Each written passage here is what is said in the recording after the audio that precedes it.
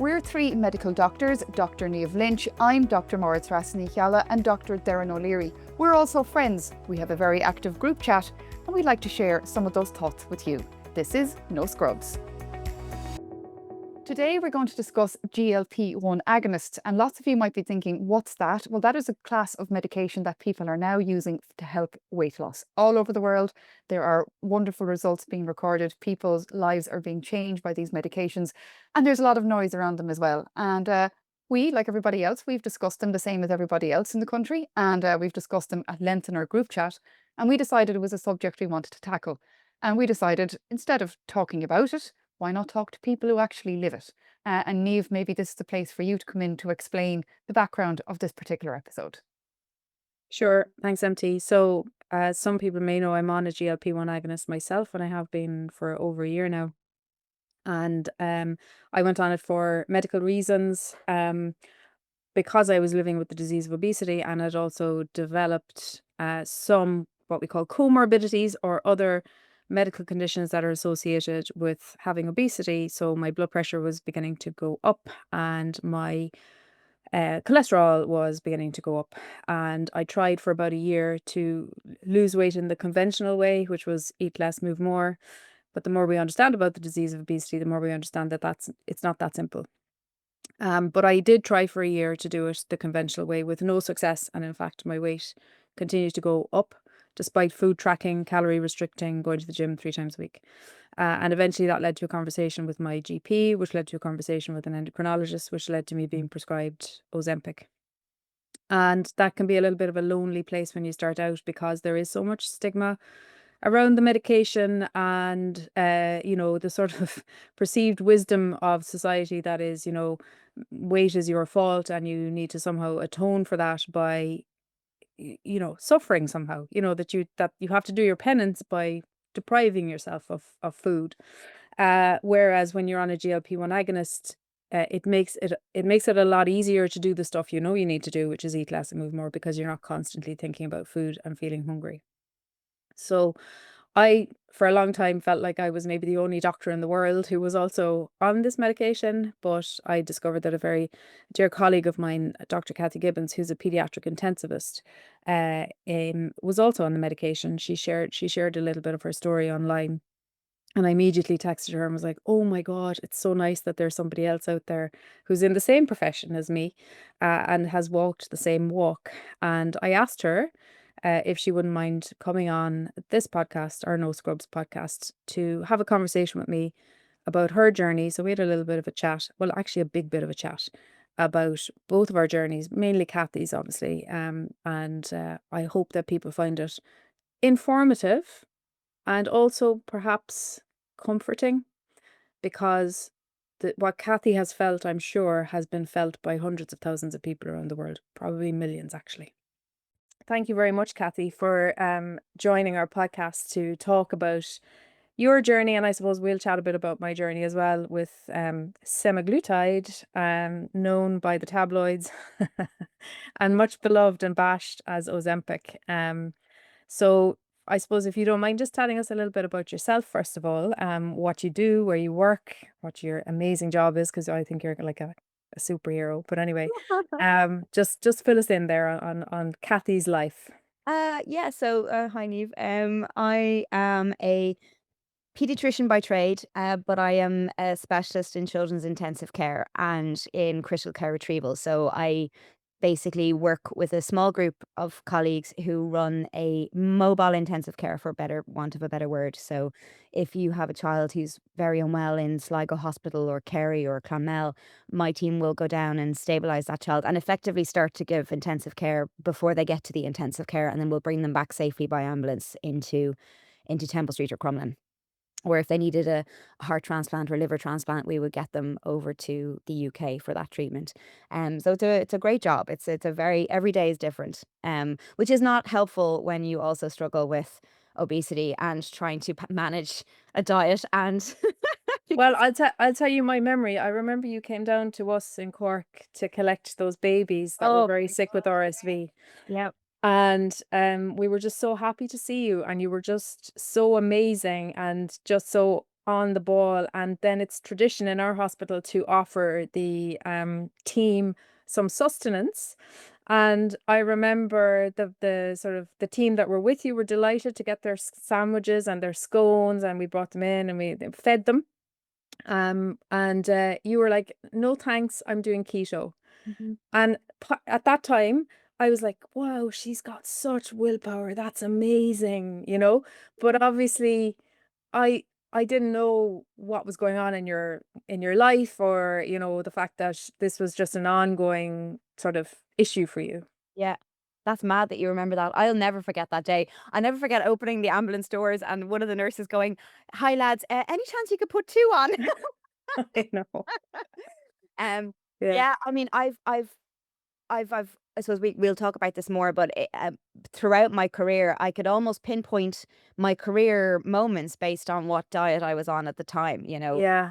Uh, and keto, in fairness, worked well because you don't tend to have hunger. So I could go very long stretches without feeling hungry. Um, but it did make it awkward then when you did need to eat. If you are out in an ambulance or you're in a garage, it was hard to access. So you did have to kind of think ahead and bring food with you and stuff. But yeah, it's been a constant thread through everything really. Um, and I don't think I've picked the job that makes it easy to meal prep, to meal plan, to know that you're gonna eat at lunch at 1 o'clock every day and you're gonna have an hour to do that. Like, I've never had a job in medicine that has afforded me any such kind of regularity. Yeah, because like when you're on, you could end up going nowhere or Yeah, going anywhere, and be on the road for hours and hours and hours. Yeah. like, a call to Sligo at 11 a.m. is home by 10 p.m. Mm. And so you've had breakfast, but then there's no lunch and there's no dinner. And then you're home at 11 p.m. and you're exhausted and you're working the next day. So you're like, I just need something quick and enough to let me fall asleep. Or you've stopped in a garage and you've had a Mars bar. Like Yeah. it's tricky. You Yeah. need a lot of planning to have ambulance food that's nutritious and filling Yeah. and you know. Yeah, and not gone soggy by the No, and time you you can't be like opening your tuna fish sandwich with the mom there and the ventilated baby. Like it's not appropriate, you I know. know, I know, because you're in a like it's like you're on a ward, but the ward is in the ambulance. Yeah.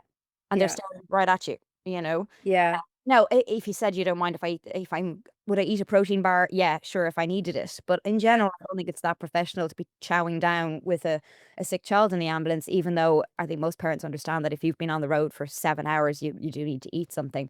It's just it wouldn't be our typical, we would all try to eat before we arrive. And then like you, lots of teams try to feed us, but generally speaking, we're with the child. We want to get back to Dublin, Mm. so we don't often have the time to go and sit down in the tea room and have a sandwich. Yeah.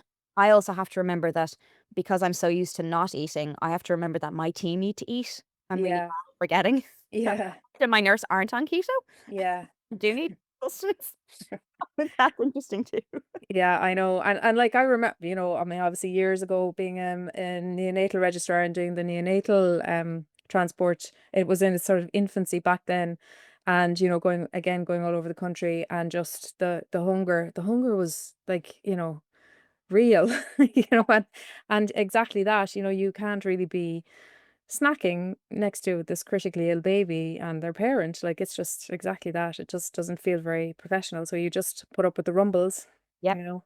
And then Um, shovel but chips into your face, 2 hours later. Because yeah, you need something immediately and you don't care where it comes from and how many calories it has. And yeah, you need to fill the cave in your stomach. Yeah. exactly. And like the other thing I suppose is two things. Like it's so high pressure. Mm. And what was the other thing I was going? There was two things. High pressure. Oh yeah, you're eating so fast. Yeah. You're wolfing down your food because it's not the priority. You just need to like plug that hole. Yeah. So yeah. So but like we were chatting there before the call about the fact that you felt that your issues around weight and diet and stuff like that started a long, long time ago. Yeah. I Hard to pinpoint. I think I probably first got put on a diet around the age of 10. So I don't remember it being called a diet, but I remember being brought to the local rugby pitch and my dad kind of running me around the pitch and me not quite understanding what we were doing. But I wasn't particularly overweight, but I suppose I realize now in hindsight that my certainly both my parents had some issues around food and body image and stuff. So I didn't really realize that I was being brought up in that environment, but we didn't have ready access to like sugary things and sweets. My mom cooked really nutritious, healthy food. Um, so I think if I was overweight by 10, I was just naturally inclined to be a bit bigger. And my parents were both like under 8 stone getting married. Like they had never had a pick a weight on them. So it was weird that I was the first child and I was coming out with like chubby. And so the weight kind of fell off, and I have pictures from when I'm 12, 13, and I'm very, very slim. And then, puberty at 14, and coinciding with puberty was, my first job in a newsagent's. So I had money, I had access to food, and I was pubertal. Yeah. It was like the perfect storm, and Mm. within a year, I had put up a decent amount of weight. I was certainly in the overweight category, and remember, my clothes not fitting and having to buy different things and feeling shame for the first time and having stretch marks and asking my mum what they were. And my first kind of me starting a diet was probably 16, which was Weight Watchers. And it's interesting. I remember, um, I was 11.5 stone starting the Weight Watchers. Mm. And ironically, that's the weight I am now. Mm. Well, I'm delighted with it. Yes. And I'm the same height. I was finished growing by 16. Yeah. Fascinating that back then that was enough of a point to go, right, it's time to get the exercise DVD on every day and do your weights and go running and start weight watching. Mm. And that just set up that was, that just, so yes, I lost the weight, but of course once I stopped it came back again. And And were your parents aware that you were going to Weight Watchers? yeah, encouraged Okay. it. Yeah, Yeah. it was always seen as a good thing. It was a good thing to lose weight. It was a good thing to be slim. There was lots of praise for losing the weight and, sit down chats about the weight having gone up again. And I really feel that you have to remember the context of when we were growing, like, I was growing Yeah. up in the 90s. Weight was everywhere, stick thin, size zeros were That's right. Yeah. so, and they also had their own issues. So I genuinely believe that they were doing what they thought was best, that they really thought that if they could help me get the weight off when I was young, it would stay with me for life. Well, I don't Yeah. realize they were, That it was like gonna be a permanent yeah. fix. Yeah, which is, and it's the opposite, isn't it? Like, Yeah, totally. yeah. I feel like that early metabolic damage basically just set my brain up for disaster. Like nothing was ever going to work. And I have spent my life yo-yoing through, yeah, and we can talk about specifics later if you want, but like yo-yoing through everything you can imagine, to try and get to that magic, healthy weight. But my body dead set against it. And did you have a number in your head that you wanted to be that was like the perfect weight, or was it like a Um, feeling, or, Probably more a size. Like I think Okay. in my head, kind of a 10 to 12 always felt like a good place to be. And it was a place probably in the 10 stone range for my body. 5.5, 5 foot 5 seemed to be the right proportion. I never wanted to be like gaunt. I never wanted to be Mm. size 6. Like, and I never genuinely never did. I just didn't want to be double chins, wobbly armed, thick thighed, Yeah. so the goal was always probably the same weight from when I Yeah. was that age. Yeah. Yeah. And so that then you started, and look, my story would be very similar. I went on my first diet, I think, when I was 14. Mm. And I was down to like an apple a day. Like, I was like, eating disorder territory, really, without trying to minimize that. But like, it was praised. It was great. Oh, the grannies and granddads were delighted to see me slimming down and, kind of looking well. Yeah. Um, and I was starving. I was absolutely, used to, I still have the diaries. I used to write everything down that I ate. And like looking back, like literally it was, an apple for breakfast, an apple for lunch, and maybe a little bit of meat and potatoes for dinner, and that was it. And it was so restricted, and then exercising like a fiend. And like, because I was young and my metabolism was intact and naive to dieting, like it did fall off, and like so I'm 5'7", 5'7.5", and my weight went down to 10 stone. Mm. So I was like, I still wasn't technically underweight, but I was like, I look back at photographs and I look horrific. Like, I'm just like haunted looking. Mhm. Um, so, and then, the minute you relax that, then obviously it just rebounds back up as fast as, and then some more as well. It's like some Oh, bonus every pounds every time time. more.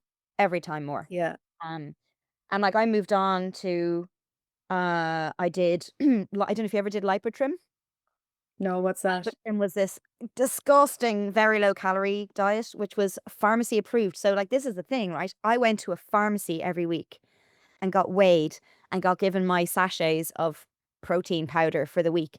And it was three shakes a day. They were vile. I still can't drink peppermint tea because Oh no. I used to make the chocolate shake with peppermint tea to Yeah. make like mint chocolate.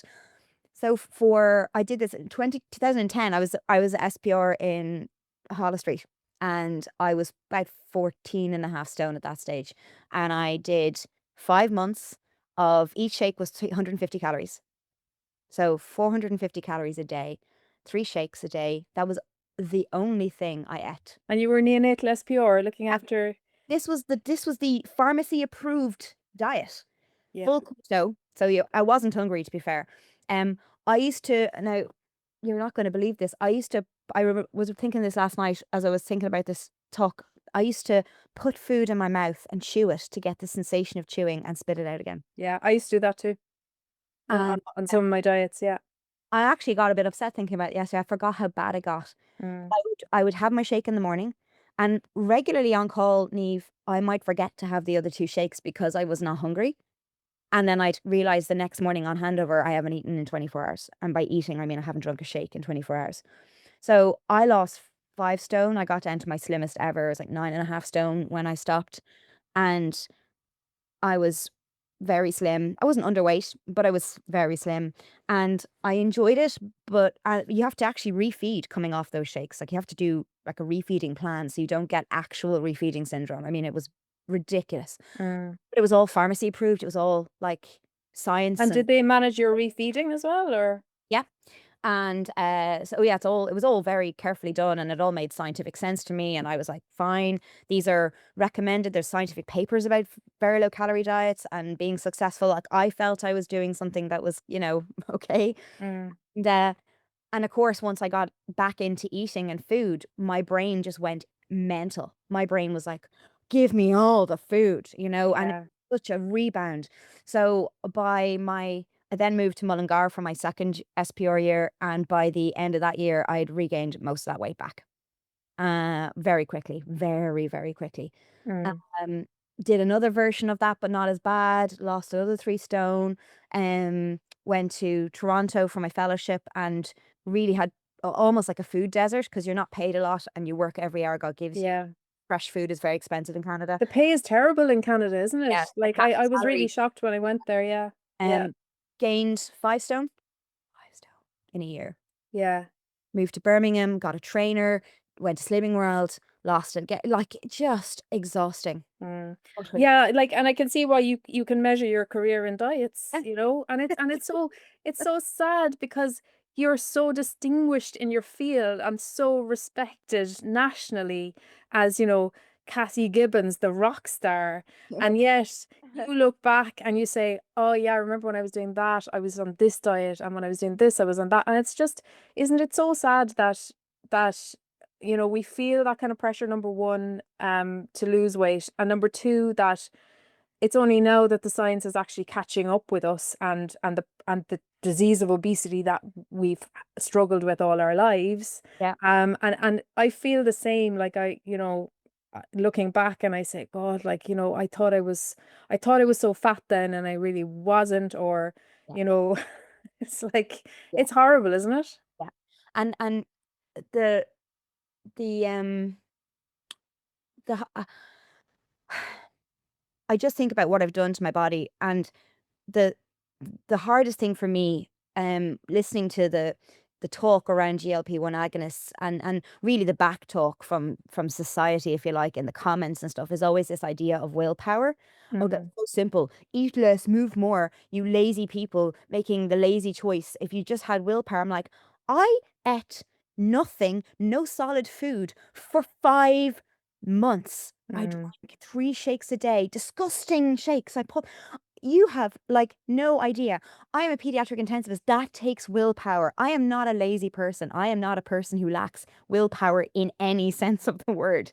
And Yeah. it makes my blood boil because the only way you could say that to someone about lack of willpower is if you've never experienced obesity yourself, or you Mm. this one time you put on 3 pounds and you ran around. Yeah.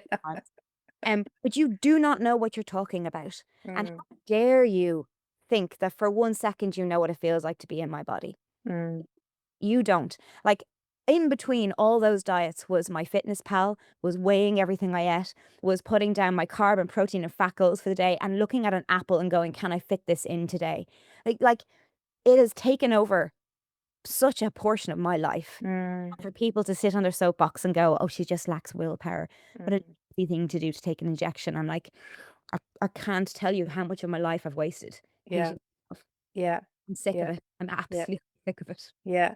But you don't anymore because of your little friend in a pen. Yeah. And like there's a lot of people who don't know this, but I had surgery. I ended up in 2020 getting to the point where I was like, okay, the science is now very clear that I have a 3% chance of any diet working, and I am the living proof of that. And at the time, GLP-1 agonists were not available. And I had a gastric band, which Mm. felt like the least worst of the three in terms of permanency and irreversibility. And I knew it wasn't as effective as a sleeve or a bypass, but I just didn't feel ready to go that far. And had a band, and it was fine.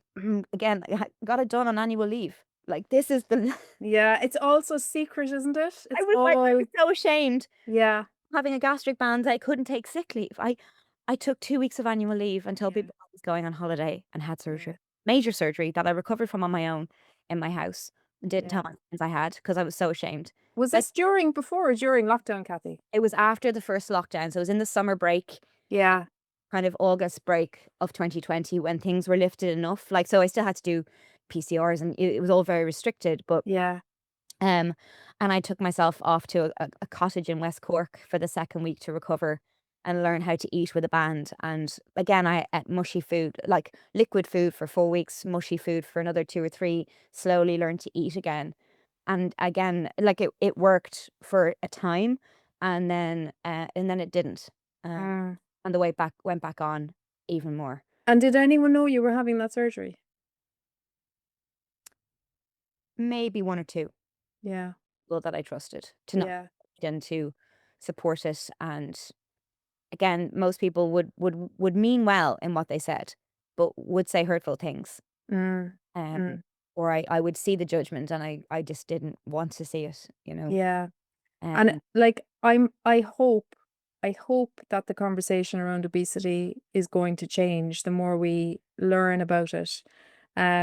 Because there is so much judgment around obesity, but now there's so much judgment around medication. Like how did you end up circling back around to Ozempic? And like had that been in, when did you start to hear about it? When did you um, so the first time I spoke to my GP about it was November 2023, and I suppose probably about 6 months of it being in the media. I knew it was probably when it became available in Ireland, because it did hit the headlines. But of course, alongside that narrative immediately was, oh, but there's not enough. So you can't Yeah, take it's for people with diabetes. it's for people with It's not diabetes. for it's not for you. It's your fault it's your fault you're overweight, but it's not people with diabetes' fault that they have diabetes. Except no one's putting the two and two together going, well, I'm going to have type 2 diabetes. Surely it's better for me and the health service for me not to get it. Mm. All the side effects that go with it. So I understood that there was an access issue, but I also understood as a doctor that if a drug is licensed for something, then a patient should have access to it. And there shouldn't be a hierarchy of need necessarily. The service should have enough to supply both. Mm. Okay. Obviously, someone with type 2 diabetes has the actual thing that I might get in the future. So Yes. I can absolutely understand that there's an order of preference of who gets it. But so I went to the GP and she knew I'd had the obviously I'm very open with her and she's always been amazingly supportive. And I went to her and spoke to her about them and she said, "Look, I am absolutely legally able to prescribe this for you, but you won't be able to get it. I can tell you now, you just won't be able to access the drug. They're not Mm. available in pharmacies." So I kind of potted off for Christmas to have a think about it and have a break. And this time last year, I was with a very dear friend of mine, classmate, down in Cork for the night. And she and I have both struggled with weight over our careers and lives. And we were chatting about weight because she's one of those safe people that I can tell everything to.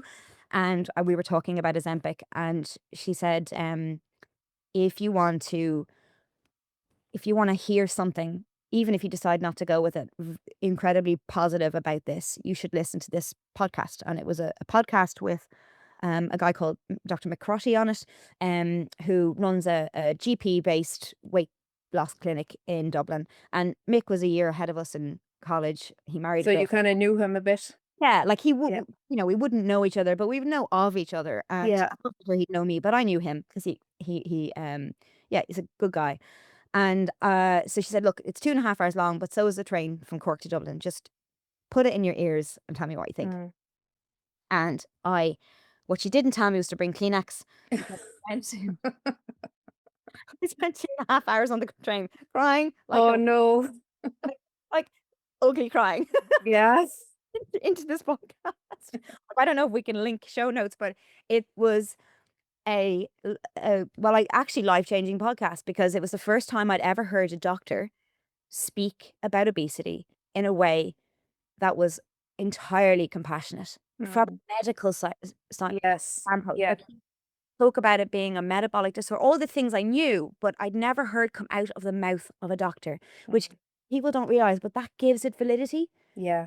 more than any patient. Like if the doctors are starting to say, this is not your fault, this is Mm. your body, this is a chronic disease that needs chronic management, like hypertension, like high cholesterol, like diabetes. And I felt so seen in those 2.5 hours. And by the end of the train journey, I had booked an appointment with the clinic. Even though I knew my GP could prescribe it, there was something I felt I wanted. I wanted his reassurance. I wanted to be able to ask all the questions and get Yeah. all the information. And also, they offer a kind of 360 dietetics, physio, OT, full support, which I felt would be really potentially very helpful. And I wasn't sure what I might like to access. So I'd made the appointment, which I then had a couple of weeks later, which went very well. And he felt, and a full medical assessment. I was And really, was it in person? no, I did it on Zoom actually. Yeah. Could choose, but it was easy for me to do it on Zoom. So, Mm. met on Zoom. You pre-send in this very, very detailed report, and interestingly, not on the report is like, what do you weigh? Like, Okay. not it, Yeah. not in the sense of, oh, we'll give it to anybody, even if they're gaunt, like not that way, but just the Mm. focus is it's called my best weight. The focus he would have is what is the weight that allows you to live the life you want to live? Mm. Because at that stage, I had back pain. I felt like sometimes I couldn't hold my body up on ward rounds. Like my back wasn't strong enough to hold myself up anymore. Yeah. And I even got an MRI spine because I was like, there's something definitely wrong and Yeah.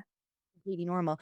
I had plantar fasciitis. I had bad knees. I couldn't move. So everyone's like, oh, you just need to exercise. Like, I can't.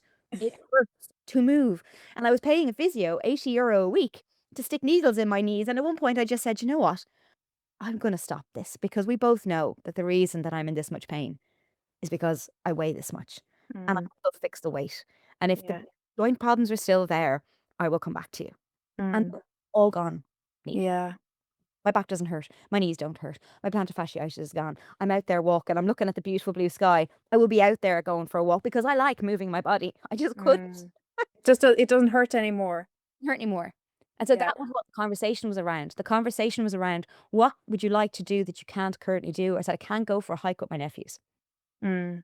Can't Mm. be in pictures with them without feeling deep shame. So I'm not in pictures with my nephews. I haven't, Mm. when I look back at their lives, I'm not in it. I was there, but I wasn't, Mm. I'm not in any record of being there. So Yeah. if there was a photo being taken, you would deliberately Yeah. move out of the Or photo. I'd sit them on my lap so I'm not seen. So Yeah. in every photo, I'm just ahead. Yeah. Oh dear. And how old are they now? 10 and 6. So there's loads of years of photos to come. Yeah. And have you found yourself kind of jumping into the pictures now and kind of going, here I am. It's interesting. That takes a bit of getting used to. Mm, It has to be. It's so natural for me to hide yeah. that it has to be intentional to like go. Oh, it's okay. I can. Yeah.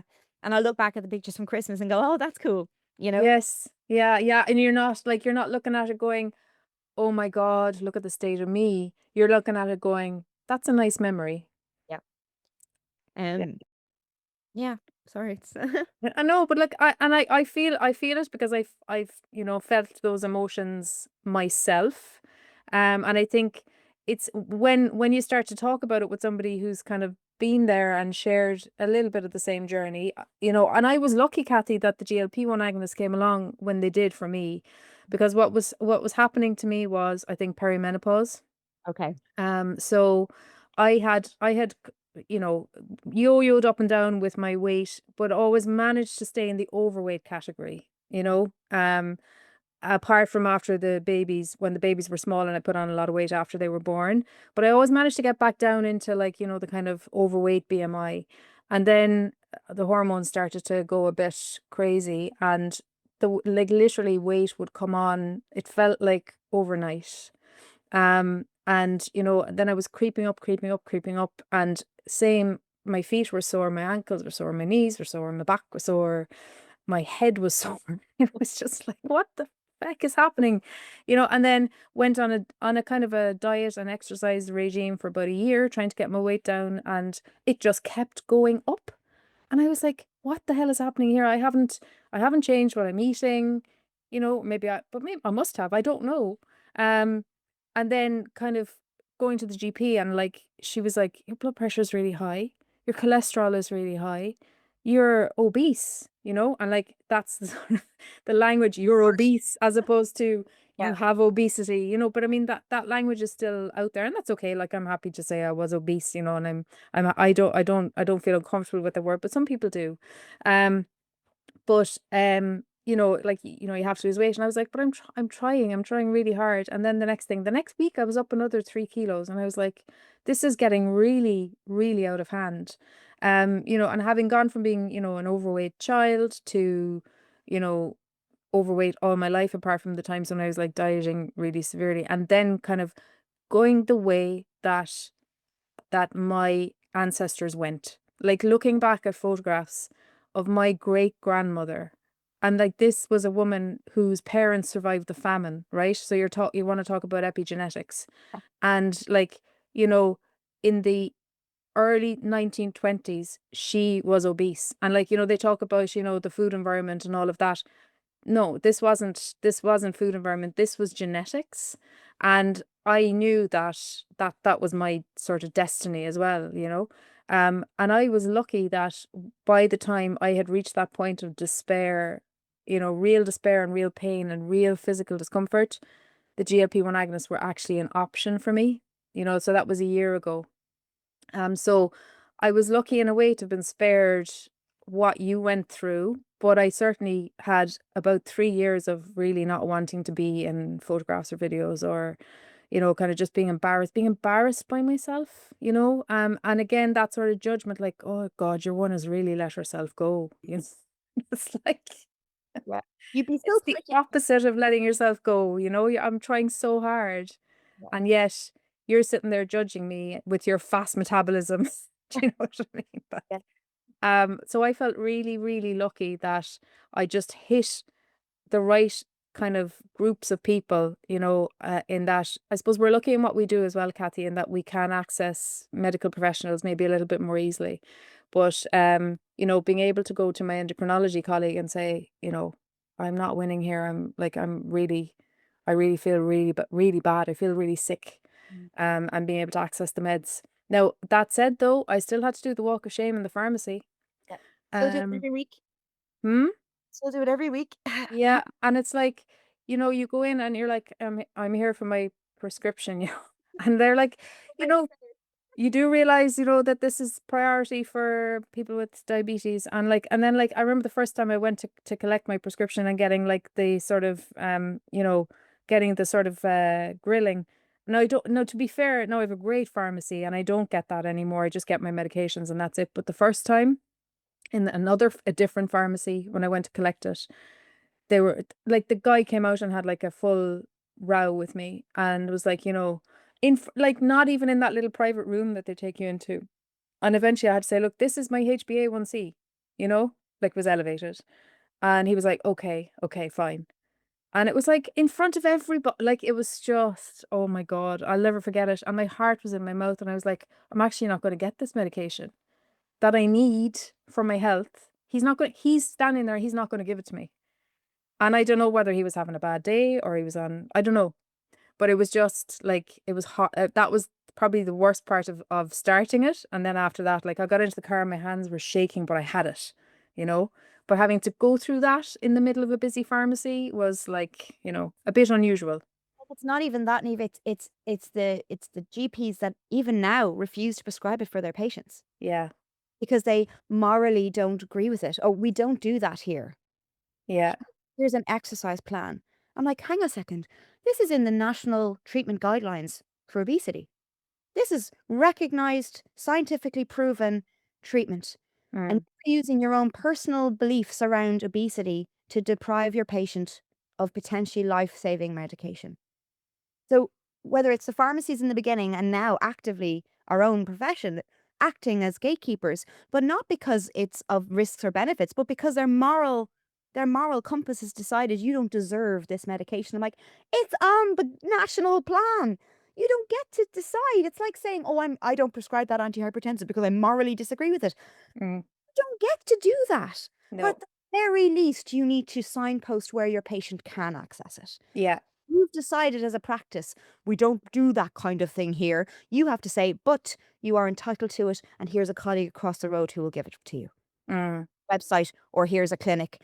But you don't get to make an ethical decision about something that is a scientifically proven treatment. mm, Yes, mm, your cancer was induced by smoking, so you don't deserve chemotherapy. mm. Like it Yeah, doesn't. because we're morally opposed to smoking. Those are morally opposed to smoking. So Yeah. you've given yourself this lung cancer, therefore you don't get treatment. Does that happen? Of course not. Mm, Of course not. yeah. But it's fine to treat fat people with Mm, and beat them with their own stick. yeah. Yeah. Oh, sorry, it gets me so mad. It gets me so mad. And when you think about it from a national health perspective, and you think of all the obesity related cancers, heart disease, type 2 diabetes, strokes, that would not happen if you gave people access to this, then my frustration about it not being on the drug payment scheme, Yes. the DMS, like it's still a financial barrier. So you get the GP who prescribes it, you get the pharmacy who will give it to you, and you still have to find €150 every month to. Yeah. Yeah.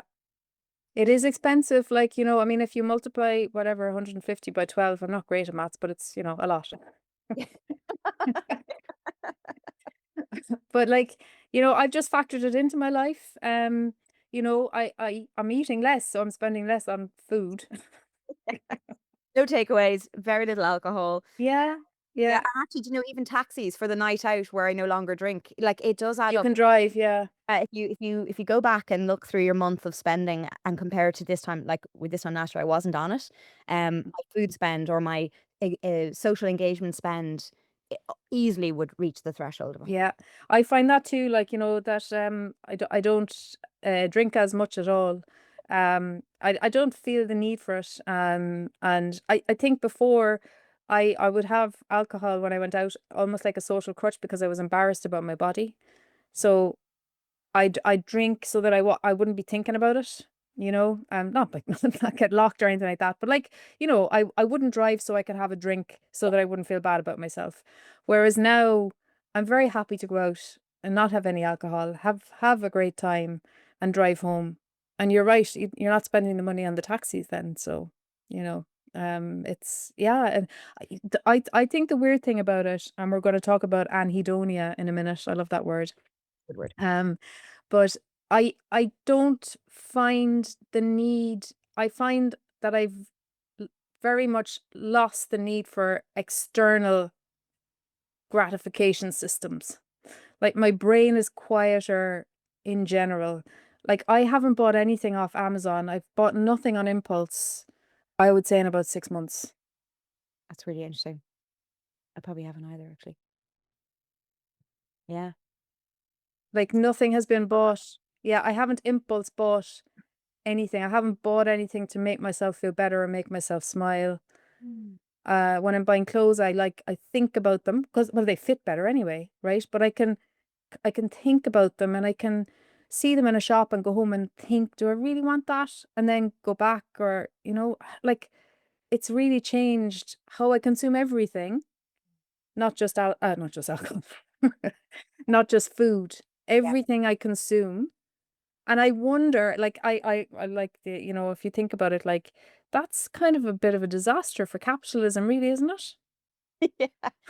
Yeah. And it's fascinating. I hear more and more that the impact of GLP-1 agonists globally is having an impact on the food companies. Yeah, And they are now pumping millions of dollars into working out how to make food more hyper palatable for people on these drugs. Because they're still trying to find a way around it. They're still trying to find a way to keep us fat, to yeah, keep us consuming, to keep us eating. And yeah, they're literally trying to find ways to overcome the suppression of the dopamine reward system that these drugs give. It's insidious. Like yeah, it's amazing. But I good luck to them because I just don't I just don't want that food anymore. yeah, Like, and I'm like the alcohol, I would have never drunk heavily, never binged, never, but I could probably count hangovers in one hand. It was, but I had got into that kind of middle age, middle class thing of like a glass of wine yes, evening. And I yeah, a bottle of wine and it would be in the fridge. And some weeks I'd drink more, others I wouldn't, but I would more or less, particularly in summer, pour a glass of white wine, go sit in my garden and relax after the day. And the week, so the week I started Ozempic, I had my wine in the fridge. And about a month later, I was like, oh my God, that hadn't even occurred to me at mhm, any point in the month yeah, to open the bottle and have a yeah, glass. And I kind of knew in my head that that was what people said you get, but I hadn't really thought about it. mm, I Ibbed it, and I went, Jesus, I don't want it. yeah, Um, what the heck? Like that was massive to me. Um, and now I find that I can have the glass of wine, but it's choiceful, yes, and I really enjoy it. mm. And I will regularly take 3 sips and leave the rest of the glass. Yeah, I find that too. Like Ah, if I'm having a glass of wine with Doug, with my husband, like you open the bottle. Like we used to sometimes like finish the bottle, so that'd be like half a bottle of wine each, because he'd just be sipping away and chatting or whatever. And now like he'd pour me a glass of wine and he'd pour himself a glass of wine. And then I'd drink that glass of wine. He said, will I have another glass of wine? mm, And I'd be like, yeah, yeah, I'll have another one. And then I'd take a couple of sips and I'd be like, I don't want any more. It's not great for him though, because he ends up then like finishing my wine, yeah, so he ends up having more. But it's like it's just different. And like it was only the Amazon thing, like I just thought about it the other day, like I was always buying crap off Amazon, okay. you know, for no reason other than, oh, I like the look of that, or that's cute, or and now I don't anymore. It's very strange. I hadn't thought about that at all. Clothes for sure, and actually I didn't buy clothes for the last year because I was moving through sizes so quickly. I was like, "There's no point," and I also have like 6 sizes of wardrobes up in the attic, so I was just going up, Yeah. getting down the next sack of clothes because I've yo-yoed so much that I have a bag for every size. And, it's only now that I've been able to kind of back in normal clothes sizes because I got to the point where I had to buy online because I didn't fit into standard. Right. So like what size had you kind of gone up to? Be, an 18 to 20, which Yeah. you can get, but I felt very uncomfortable in. Yeah. So I would tend to buy flowy dresses, nice colors, patterns I liked, but I found those easier online than I did in a Yeah. shop. I didn't like going shopping because I felt embarrassed in the shops as well. I don't wanna look in a long mirror. Yeah. I'd rather be Yeah. at home than that. Yeah. And I certainly don't want to see what I look like from behind. Go ahead. Those stupid mirrors. Ah, Is that the back of me? Oh my God. back rolls in full view. Uh, Yeah. yeah, so I hadn't bought clothes in a shop, and then only last week I went in, and it's funny what you're saying about putting something on and then leaving it and deciding there was a beautiful pair, oh my God, like cobalt blue, beautiful trousers in COS, and God, they fit so well, but they had these kind of baggy legs on them. They're kind of the cowboy in flary trousers. And I didn't feel that they necessarily highlighted my figure the way I wanted to, but I absolutely love them. But I was like, no, if they don't flatter you, don't wear them. So I put them back on the shelf and went home. And then for the next week, I was like, You were thinking about them. and I went, I actually don't care if they don't flatter me. I love them. Yeah. Back in to get them at the weekend and they were gone. I was like, Oh no. no. Can you order them online? Yeah, I probably can. But Yeah. I still wanted to, part of me wanted to try them on again, just to be Yeah. sure. But like that, I was able to put them back and go, yeah, not right now. I'll come back to that. Yeah. I just find I'm far less impulsive, you know? I hadn't connected it to but it totally makes sense. It fits with everything else. I just hadn't connected the Yeah. Well, I've had things like, oh my God, you're wasting away, or like, are you okay? Or like, or other people want to know, like, how have you done it? Like, what have you done? And I'm open. I'm saying, oh I just say I'm on yeah, medication yeah. because I there's so much secrecy around it. I'm determined to use my position to stop the shame, to do my own little bit in my own little sphere of influence to stop the shame. I was at a conference, a fantastic conference in Dublin this week, and I was presenting. And I would know a lot of people from around the country who were at this conference. It was like pediatric emergency medicine. So there was lots of people. Basically, my job is going to A&E department. So I know Yeah, you people. meet them all the time. Yeah. So these people were coming up going, oh my God, you look amazing. What's your secret? And I'm like, oh, Ozempic. Mm. Like, I don't even bat an eyelid. I'm like, I don't care. I don't care what you think about that anymore. I Yeah. don't refuse to feel shame about it. But what it has done is opened so many conversations. I've had people grab me afterwards and go, "Can I talk to you about that? Could I have your number? Could you mind me asking where you got it? How do you feel on it?" I've had people come up to me and say, "I didn't want to say, but I'm also on it. It's nice to have a friend." And they haven't been telling people they're on it. I know people who've come up to me and said, "I've started it since I've spoken to you." Um, and so the knock on, the ripple effect of one person choosing to speak out and go, stop. This has to stop. This idea that it is nasty or the skinny jab or negative has to stop. And people trust me. People respect what I do. I think they know that I'm an intelligent doctor who, is well intentioned. And so I see myself as somebody who people might respect their opinion of. And then I choose to use that in a proactive way about this. I Mm. refuse to hide. I refuse to tell people, oh, I've just been jogging and eating. Yeah. Does perpetuate the lie that it's Yes. possible. I'm Yeah. like, no, it stops with me. I refuse to lie about Yeah. this. Yeah. I had that kind of a moment actually at work as well, where it was the first time I actually openly like disclosed that I was on it. It's like somebody at work was like, "Oh my God, you're looking great," and I could have turned around and said, "Yeah, thanks, diet and exercise," and that wouldn't make me feel good because I knew I was lying, and it wouldn't have made them feel good because I knew that they also had a struggle with weight, and me saying that I've done this because I've been dieting and exercise is going to make them feel like crap because they've probably been trying the same thing, and it's also like I'm not being honest. And so I said, "Oh yeah, thanks, I'm on Ozempic," and her face like she's like, like I told her the third secret of Fatima. Like, it was just, and I was like, I felt really good. And after that, then I was like, I'm going to just tell everyone because it's not fair on me to try and live a lie, and say that I've done this by myself. I've still done it by myself, Yeah. Cathy. I'm still sticking a needle into myself once a Yep. week and spending, a lot of money. So I've still done it by myself, but this is my helper. This is what's helped me, and like I refuse to feel bad about that.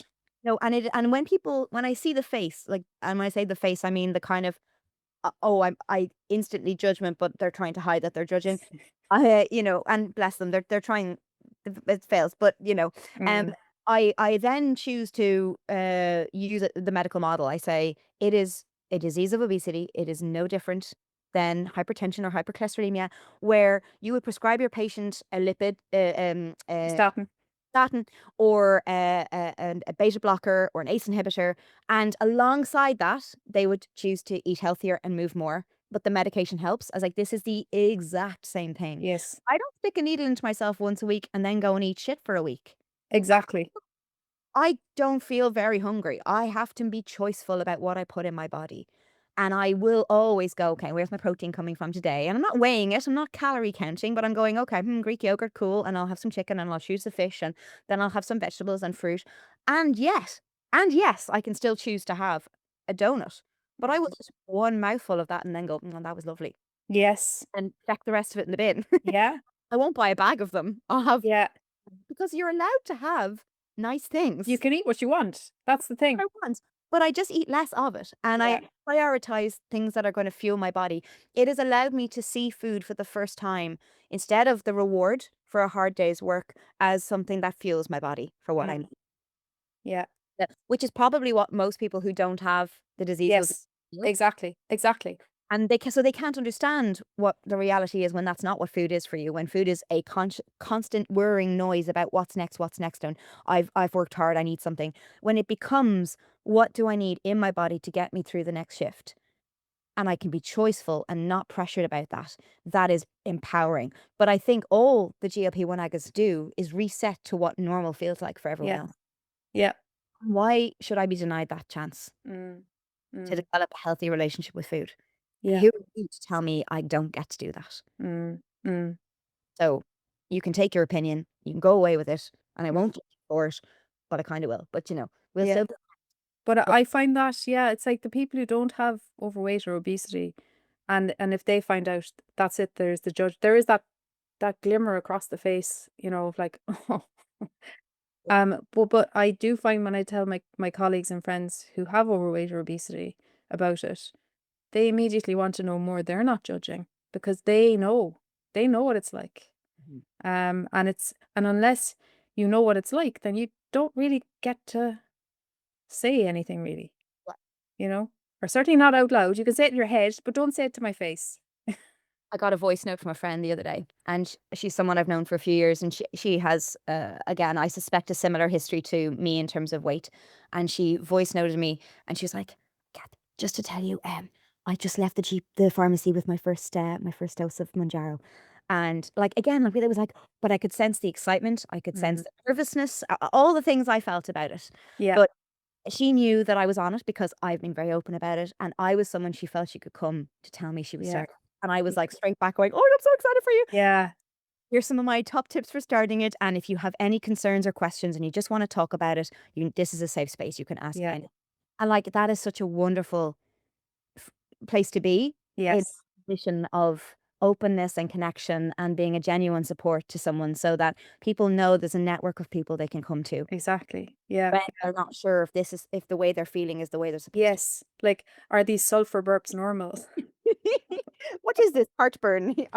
Why do I smell like an egg? I haven't had a bowel motion in quite a few days now. No.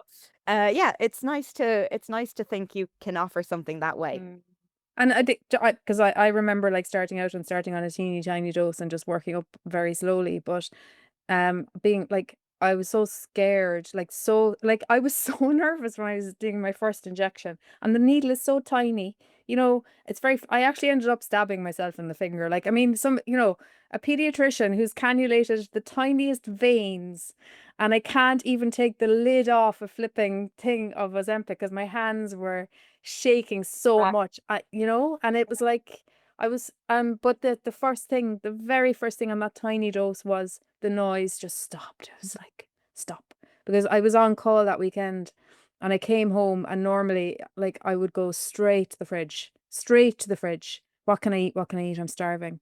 And I drove the car up the driveway, and like already normally I'd be thinking, what am I going to eat now as soon as I get in the door because I'm so hungry.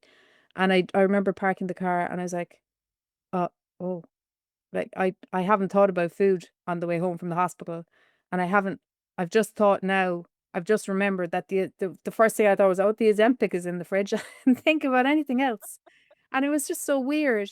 Yeah. But like, what kind of side effects did you experience?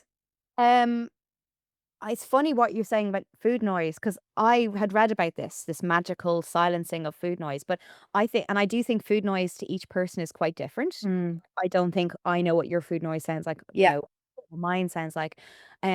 So when I took the injection for 2 weeks, I felt like I'd never shut up. I felt like I've never thought about food more. But that wasn't food noise that I was experiencing. It was obsessing about why I wasn't thinking about food. Yeah. Yeah. It's really funny. So, and I say to people, I now express that I'm like, I know you're told you'll stop thinking about food. I thought about food a lot, but I thought about how I wasn't eating the food, Yeah. and it settled once I realized what it was. It disappeared. So for me, I also think it's important to say, um, myself, I felt it myself, and I know other people have come to me and said it, is that one of the things that can stop people starting a GLP-1 agonist is the fear that it won't work for them, that they will have seen the weight loss I've had or their friends or whatever. And Mm. I'm like, but what if I'm somebody it doesn't work for? And I think it's just important to flag that we now know that your response to it is really a dose response. Like some people need a higher circulating amount of drug to have a response. And I always remember Dr. Quaddy saying that to me. He's like, there are a certain portion of people that these drugs just don't work for. But for the vast majority of people, it's just getting to the right dose for that to work. And obviously with Monjouro and, retatrutide, the other drugs coming along the line, they're more successful for more people. So you may find Ozempic doesn't work for you, but maybe the next drug will. But that fear of it not working was real. So for me, Mm. the relief the next day. So I took it at night, which was suggested to me because sometimes you can have some GI upset. So I took it before bed and then slept through the first 8 hours, which I still do as out of habit. I don't think Mm. any problem taking it in the day, but I just out of habit. And I woke up and immediately knew I felt different. I knew I felt less hungry. And I went, oh my God, I think I'm responding. Even to the 0.25, I was very lucky. And my biggest problem for the first 2 weeks was actually eating. I really had a lot of appetite suppression on it. Mm. So I would eat. So I had planned my meals. I'd gone back to a bit of old school planning to really prioritize protein, etc. But I would get 3 spoonfuls in and go, oh, actually, like feel Mm. really uncomfortably full. So uncomfortably full Yeah. thing I felt, and I realized I just had to eat a bit slower and maybe eat more often than I normally would. So that was a change for me. Um, what else? A little bit of constipation, but like any diet where you're eating less will just slow you down. I don't Mm. think that's specific to GLP-1 agonists. I think that's just anybody who loses weight. And then like that, it was finding the bottle of wine in the fridge at the end of the week and going, I have not touched that. It Yeah. was surprising that I hadn't bought a single thing outside of home for food. That brought, Right. I brought the food to work that I made, Yeah. that food, but I hadn't gone to a vending machine, hadn't gone to a garage. So I'd go to the garage, get my coffee in the morning, but not the hash brown that I used to get, Okay. or a pack of sweets on the way home if I had been out all day. No takeaways, didn't want them, wasn't craving. There was no voice going, Cathy, you really want a donut? There was no noise. So it was quiet. Yeah. Mm. It was Mm. quiet and choiceful. Yeah. Yeah. They really counted side effects, but it was effect. They were the biggest Yeah. effect. I've been really lucky. I had one episode of I got called by Crumlin early in the morning before we really activate one morning to say there's a child that needs to go straight to surgery in Temple Street. Can you bring them? And I got up out of bed, threw on my uniform, got in the car, drove into Crumlin, and was busy working with this patient. And I had this overwhelming sense of nausea, like I was going to pass out, Yeah. real hypoglycemic kind of feeling. Mm. I had to sit down because I was shaking. But I knew what I needed. I was like, I'd just get some, there's always 7 Up in a children's hospital. I was like, oh, Yeah.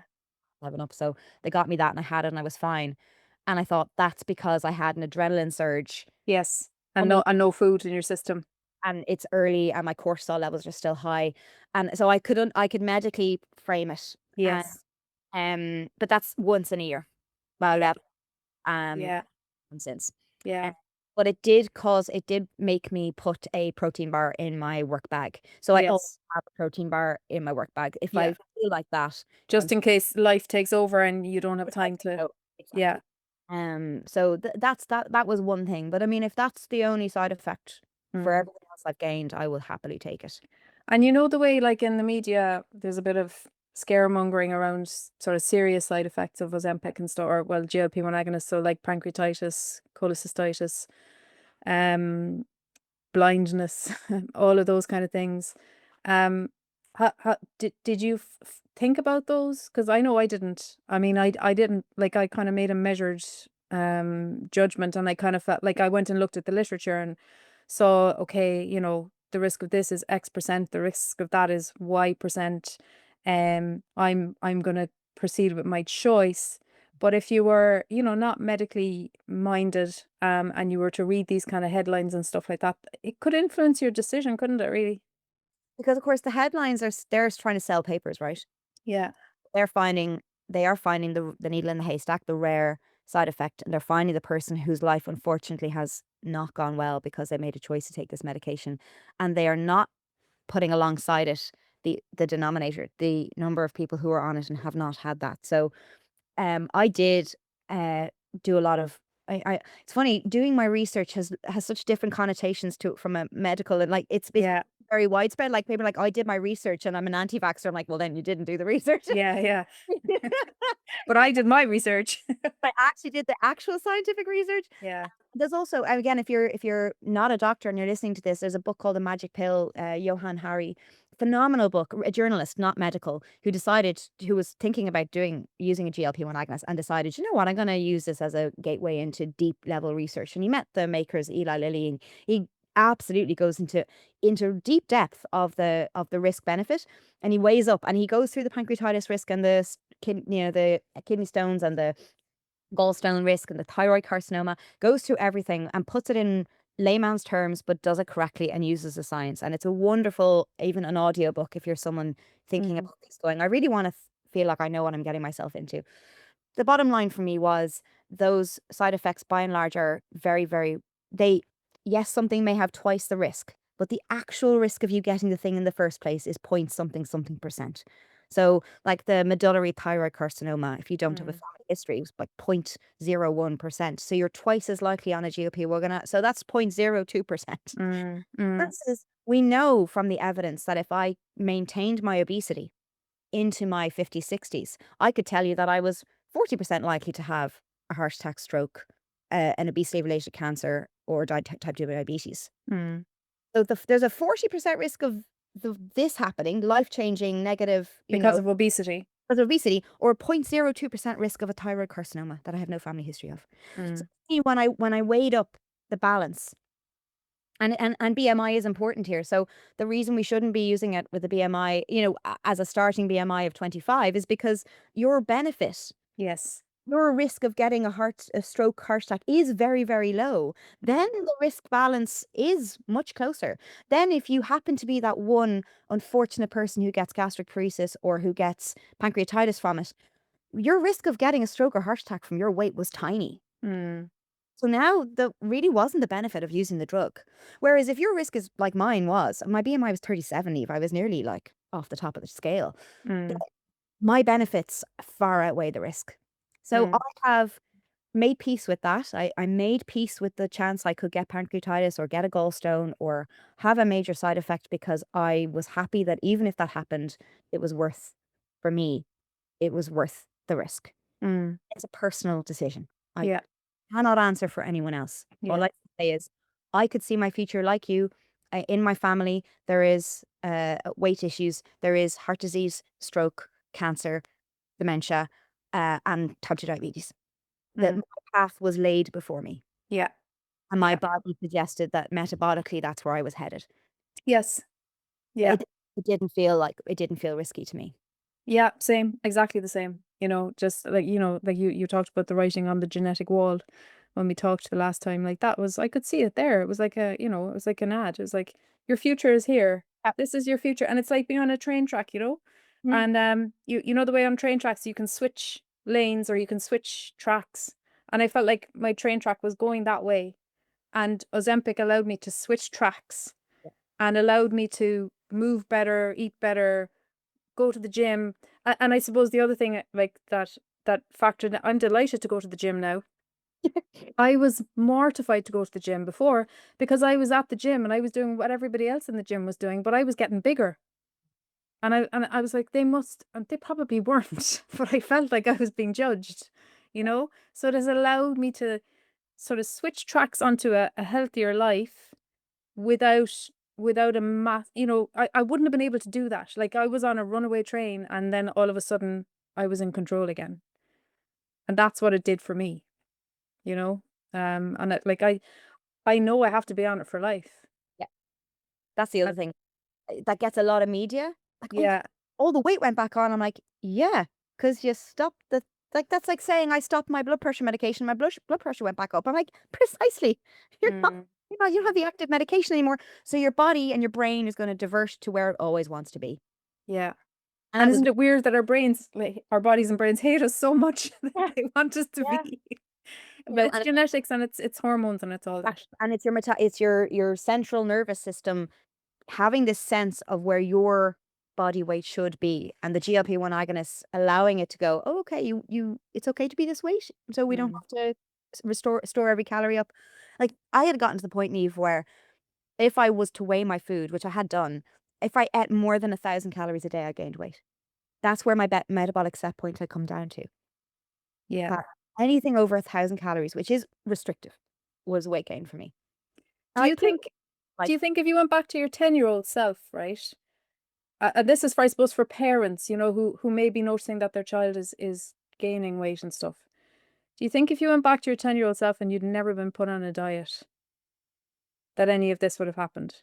wow. Um, I have to say, I really don't remember that I knew at 10 that I was a diet I was put on. I think growing up in a restricted food environment where sweets are bad and only ever treats, when you're a kid, you naturally want it. Like, you naturally want things that taste nice. And Mm. to have them withheld it gives your body a sense of deprivation, or your brain a sense of deprivation. So Mm. my problem was when I finally got access out of the home to food, my brain went mental for the Mm. thing that it wanted for years. Yes. That makes sense. Yeah. I see my brother and sister-in-law raising my nephews, and I mean, she's a wonderful cook. They eat amazing food. The kids' favorite food is like Vietnamese, like they're, Yeah. but they have grown up experiencing the full range of food. Yeah. Always a little treat. Nothing is out of bounds. Nothing's out of bounds. Niamh, that's it. Everything is in balance. They're physically active. They're out every day, living in the Cotswolds, running around the fields, and they eat their little snacky bars, which you could say are unhealthy, but they're then running 5 kilometers. Yeah.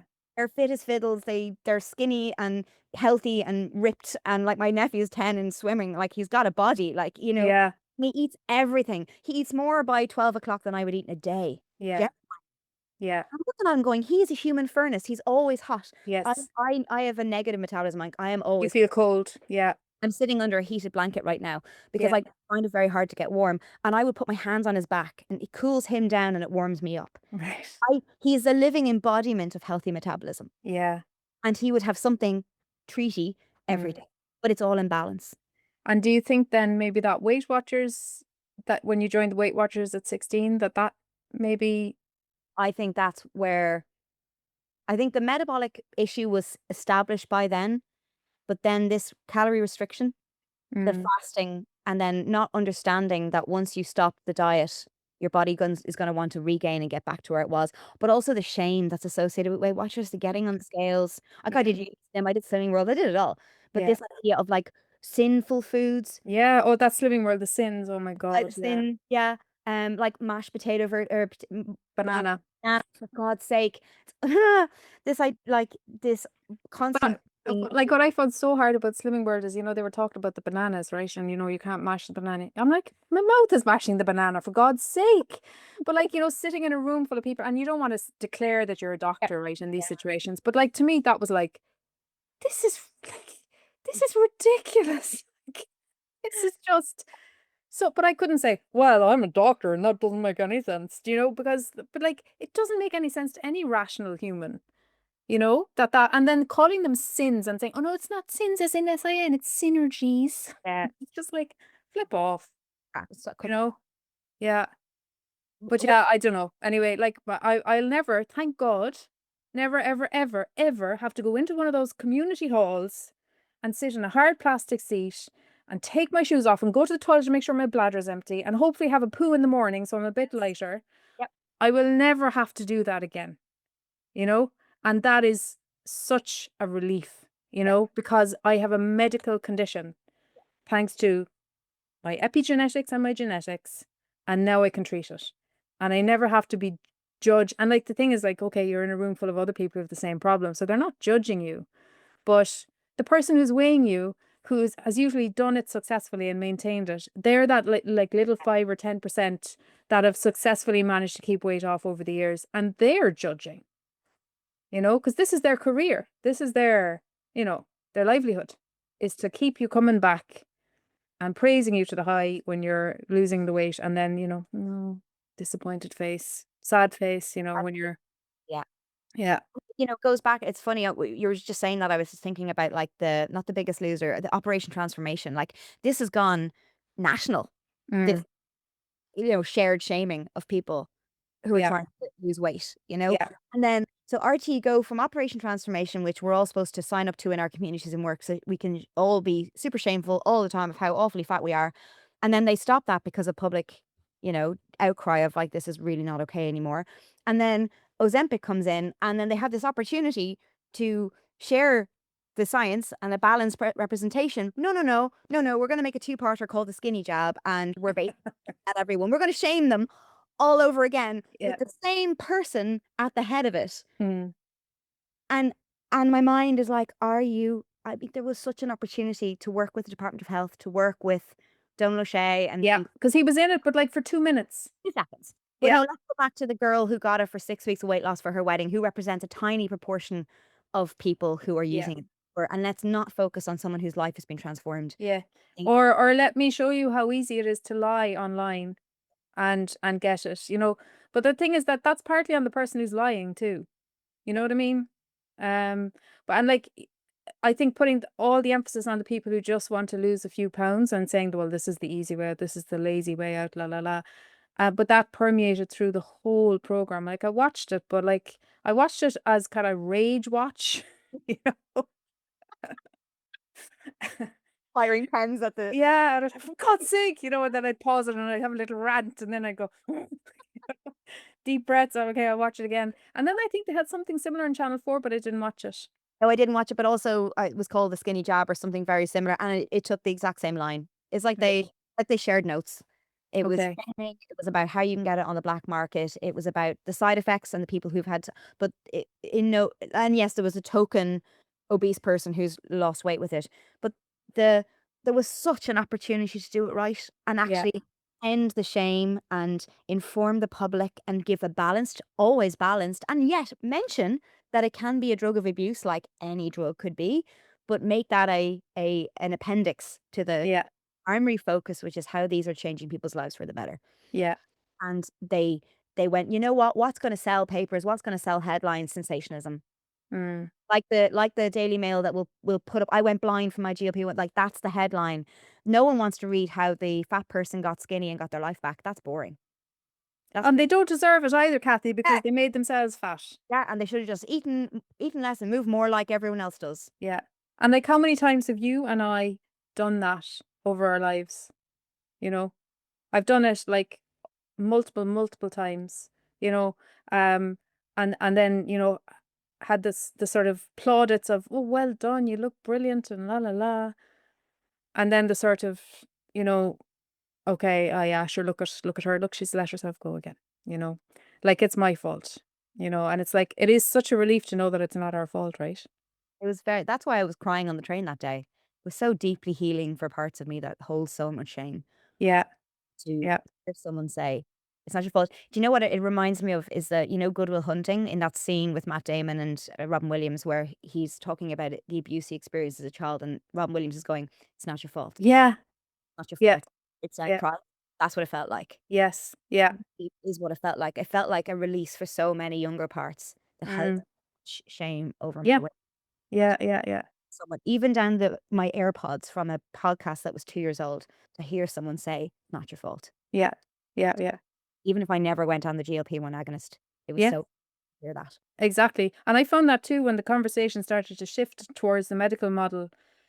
I found a peace in that too, that like even though my weight was going up and up on the scales, I was like, I don't, I actually, I can't control this. This isn't, this is like me fighting against my blood pressure going up, or, Yeah, it's not within my gift to control this. Like, I need external pharmacological help, in the same way that I, and I think And then all the benefits, like you say, like about being able to walk and being pain-free and having normal blood pressure. It's Mm. just great, like, I just think it's the best thing ever. That But, you know, you energy. just Like yeah, I have my life back. I can just go and be Kathy Gibbons in the world, not Kathy Gibbons, the fat person in the world who yeah. who thinks about food a lot, and usually about how little I can eat. I was the same, actually. I was the It same. wasn't until I went around eating 7,000 calories. Like, I go for weekends away with the girls, and we go to the restaurant for breakfast, right? The nice hotel breakfast. And these would be slim friends who I'm not sure I've ever really dieted, naturally quite fit and healthy. And they would go up to the bar and they'd sit down with their muesli and their yogurt and they'd finish that. And then they go up and then they get a full fry, come back and eat that. And then they go up and get a croissant and eat that. And I'd be sitting there staring at it going.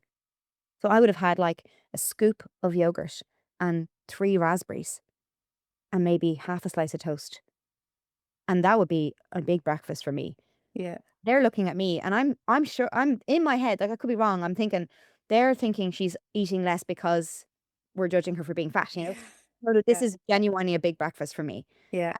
Then they'd eat all that, and then at 11 o'clock they'd be like, "Oh, we'll go for a scone," and I'm like, "You can't be serious. You want to eat again?" And then we'd have a scone, and then we'd have lunch, and lunch would be like a sandwich with like crisps on the side, and I'd have a bowl of soup, and then they'd have dinner, and I'm like, "God, the amount of food," and I'm not eating that. Like that is the thing. I wasn't. I was saying, and Mm. 1,000 calories was weight gain.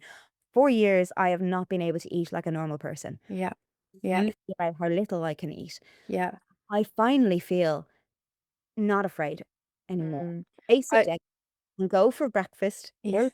And eat little or eat a lot, and I don't worry about it anymore. Exactly, because it all kind of balances out. I used to find, I used to get really stressed about going out or going away for a weekend or going on holidays because I knew I was going to put on weight. Because I would eat like the people around me were eating. And if I ate like that, I'd end up like I would come home.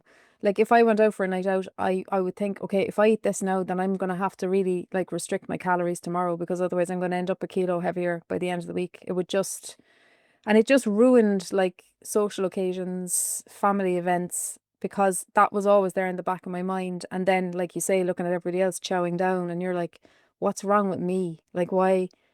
What am I doing wrong? You're not doing anything wrong. It's just your body, you know? But it's like, it did. And now I love food. Like, food is my friend now because I can eat it because I know when to stop. And I love going out for dinner and I enjoy food more now than I ever have Mhm. because it's not like this silent assassin now that's gonna like, you know, Yep. make me fat, you know? And I do eat less, and if I go out, I usually have a starter, and that's enough. Um, but I don't mind that. I'm okay with that. I just get Yeah. my starter when the main comes.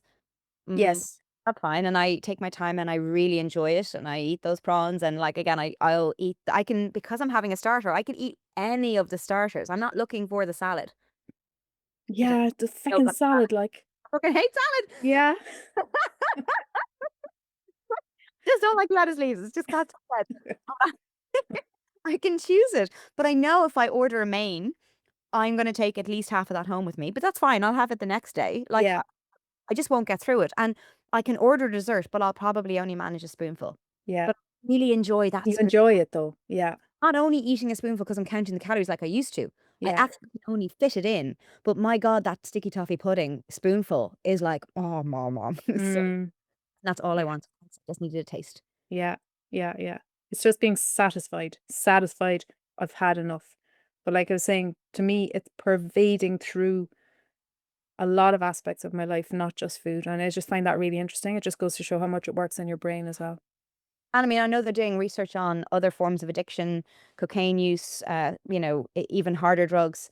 Um, there's like evidence about protectiveness against Parkinson's and Alzheimer's, and like we don't yet fully realize the positives that come out of it. And a lot of the work's been done on patients with type 2 diabetes. It'll be interesting to see what the results are in people who are I would have considered myself probably pre-diabetic, Yeah, like I was too. Yeah. Yeah. metabolic syndrome, but without the long Sugars. term, yeah, Yeah. without the sugars or the actual hypertension requiring a medication. I'm excited to see where that goes. Mm.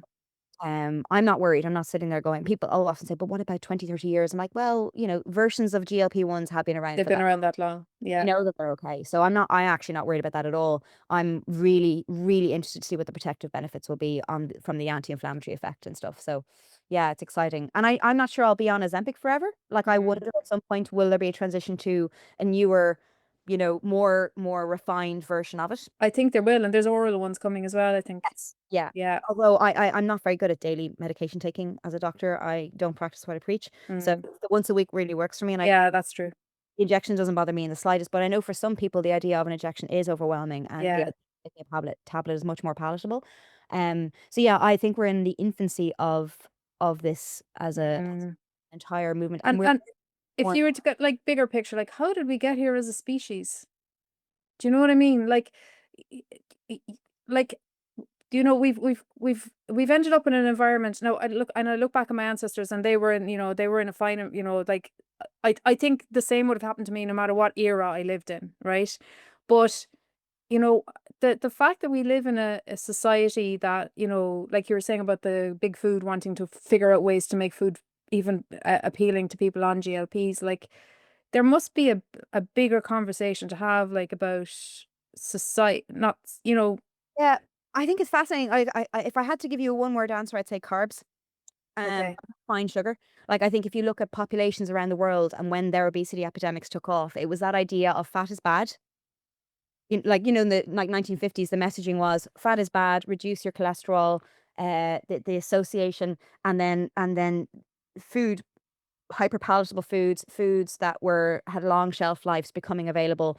Um, and you look at Japan now, and there's like tiny, tiny rates of obesity. But if you look at what they eat, it's small portions. It's very varied Yeah. fermented foods. Yes, there's rice, but it's rice. It's not Mm, cookies, and anywhere in the world where that Western diet has come in follows behind it the obesity epidemic. Because mm, if you look at like Italy and the Mediterranean diet, these people ate olive oil by the gallon load, and we're not yeah. overweight. Yeah. Put that with a McDonald's every second day, or like the sweets on the shelf, the refined sugars, and then you have a body I don't think our bodies have caught up with the rapid change in food sourcing that would have been consistent for a very, very long time before it. Yeah. Um, I also think a lot of when we say epigenetics, I suppose we should probably explain, but what we mean is that you're born with certain genes switched on based on the environment that you were, in the womb in, and even before that. So from the famine times, from times of scarcity, the genes for holding on to calories are switched on in you Yeah. in certain of us. So they predispose to obesity in times of plenty, Mm, living in a time of plenty. yeah. Yeah. And we're also Yeah. living in, as you mentioned on your last TikTok, food deserts where access to fresh, wholesome food and a means of cooking it and supporting your family. If you're living in direct provision and you can't cook your food, you're entirely dependent on that being provided to you. Mm, It's not your mm, fault. yeah. It- You've got a weight issue when all you've been given is highly processed, cheap food, Yes. Yeah. uh, which is really sad. Yeah. But Absolutely. I think sometimes when I think about that, it almost gets too big for my brain to hold Yeah. problem, because I Mm, can't see it changing in the future. I can't see, because there's like five companies that own every other I company, know. and all they want to do is make money. And the fatter you are, so the people who make the food also own the hospitals. So as long as that continues, they're going to keep making Twinkies, because when you eat Twinkies and get fat and you get your MI, then they can get to charge you and bill you for your procedures. Yeah. It's so messed up. We're so So messed messed up, up. and like you and I can't fix that. No. All We I can can only look after ourselves and our My patients. my locus of control is very small. All I Yeah. can do is look after me and my family and put good things into my body. And if I need a medication to help with, and yes, that's pharma, but yeah, I so is every drug we use. And yes, they're making a Yeah. lot of money on this, but it is a good drug and it does work. And I believe there is an open, uh when I see papers being published, there's an openness about what's being published, the good and the Yeah. bad. Yes. Yeah. Yeah. Yeah. And I have to trust that as long as we're watching and reading peer reviewed papers about this, and the right studies are being done, then that we will be kept safe. I just go back to your shake diet, Mm. Um, like that wasn't clinically researched or trialed, I'm sure. And that must have been so bad for your body. And like, so I don't see why that is held up as being something good to do. and yet injecting yourself with something that's highly regulated and researched with the, the known complications out there, why that is a bad thing to do. Why that's the lazy option and the sort of the suffering, because there always has to be suffering. You always somehow have to atone for the sin of your weight gain. Oh, it's so But true. that's a good thing, Yeah. Yeah. It's like, fasting for 40 days and 40 nights, so I don't know, there's just this sort of subtext that you need to pay for it. And I'm like, no, no, I'm not going to do that anymore. And I'm not going to listen to you if you have an opinion on it either. Yeah, I don't have to listen to you. It's fine. You're entitled to it. Everyone is, but I don't need to hear it. It doesn't serve me in any way. I, Yeah, re- I refuse to feel shame anymore. I just yeah, refuse. Like, people exactly. come So at me. look, I think us talking about this will hopefully help other people. And maybe we'll be that podcast that somebody listens to on a train and says, you know what, it's not my fault. I can get the help I need. I know where to go. And like in reality, it should be your GP, and your GP should be open to it. And if they aren't, I would say find somebody else, because it's the guidelines now. Now that it's the guidelines, it should be on the GMS too. That's Yeah. another conversation, but Yeah. And the other thing, as I say, is I would stay away from the compounding, the kind oh of yeah, black market access. I would not trust what is in that medication. I think there are enough legal pathways to get the actual prescribed drug, and that's where the path that you should take to get. totally. Yeah, like if you're thinking about it, follow the pathway, go to your GP or go to another GP if you're not getting support from that GP, and point out the fact that it's on the HSE guidelines now for the treatment of obesity. If your BMI is over 30, or if you've BMI of 27 plus one or more complications of the disease of obesity, then you are entitled to be treated with these medications, and nobody should be making you feel bad, and nobody should be restricting your access to it. And bring that with you to the visit if you have to take it out and actually show it, because there's still will be a lack of awareness amongst, like, if you're a clinician who doesn't believe in them, you may not have gone and done the reading around it, Yeah, and you are entitled first to a second opinion on that. yeah, Entitled to access, even if that person's not willing to it. That would be my take on it. yeah, yeah. Um, yeah. Um, and uh, ask. Be brave. If you see someone who's clearly lost a lot of weight in a short time, ask them. Mm, Multiple people asked me on Wednesday, and I told them, like, if they don't want to tell you, they won't tell you. But if you have a friend and you're dying to know, you just say, like, I'm asking for myself. Like, do you mind me yes. asking for the weight?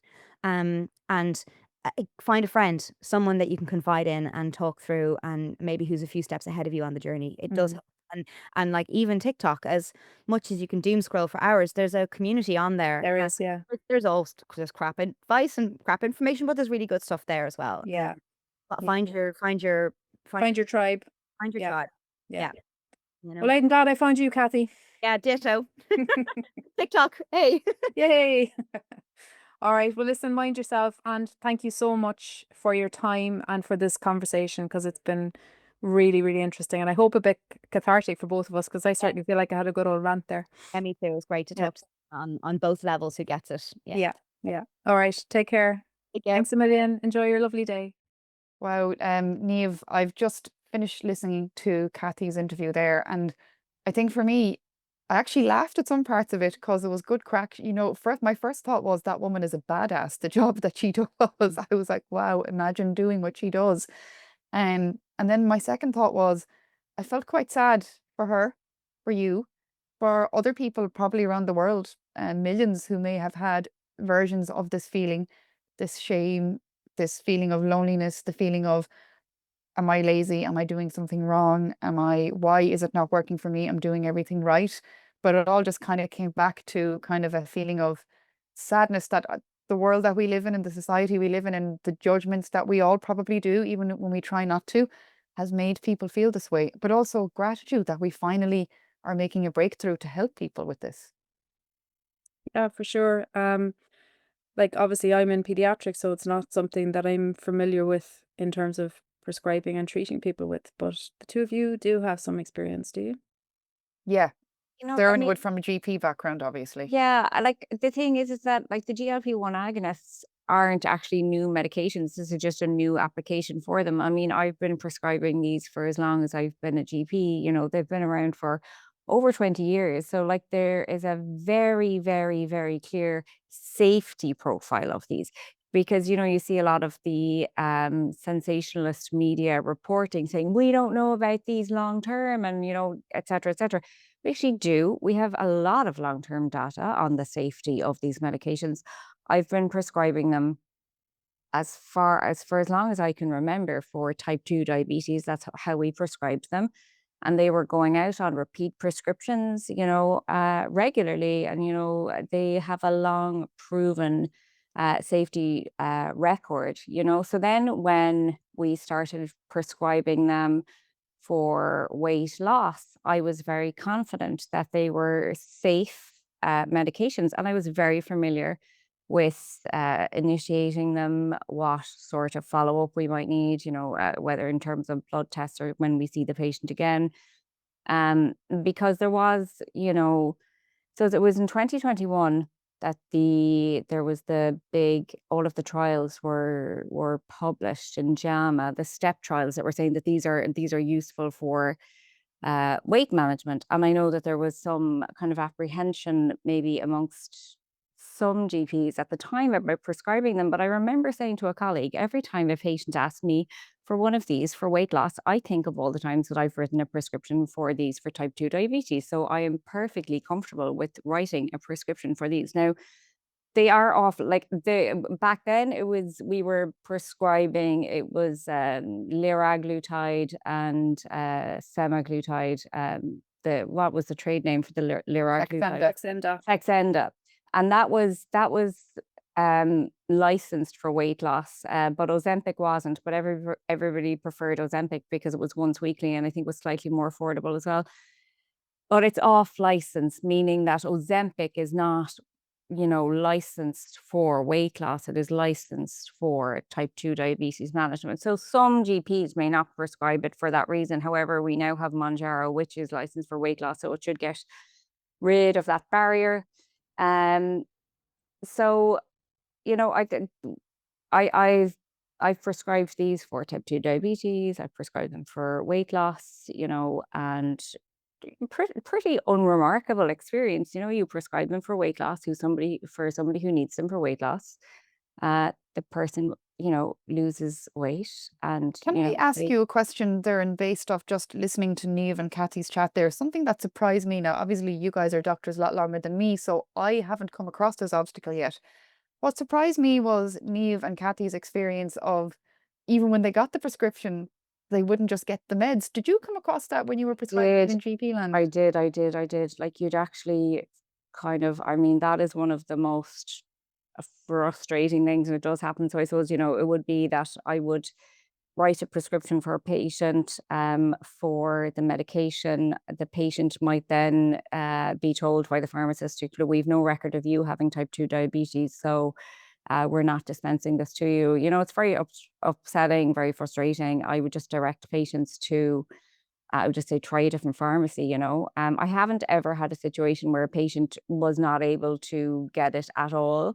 But it's really frustrating. But I suppose that isn't unique to GLP-1 agonists as well. You'd have it in a scenario like where you can think of another trivial example. If you prescribe a topical steroid for eczema for a child, and you might have another healthcare professional saying, actually, no, I would never put steroids on a child's skin. What are you doing that for? So there is, just because you get a prescription from a GP doesn't necessarily mean it will be readily dispensed to you, and I mean that's frustrating, and that's just a part of the reality of it. Unfortunately, you just I think go to a back in different pharmacy.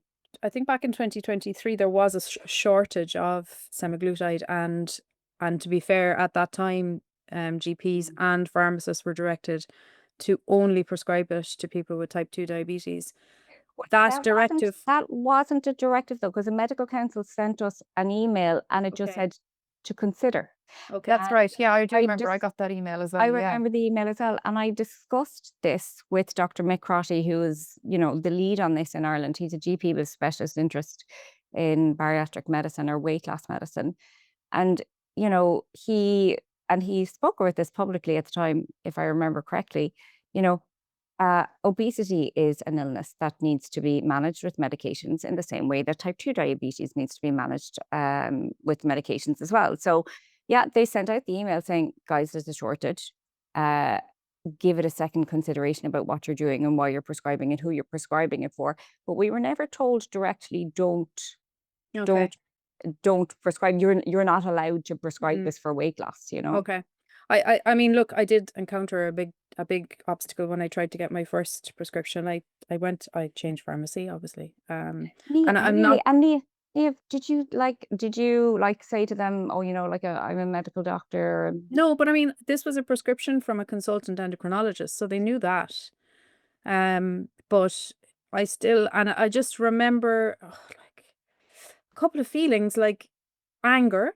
I was like, I Yeah. cannot believe I'm stood in the middle of a busy pharmacy with my personal medical details being discussed out loud in front of other people.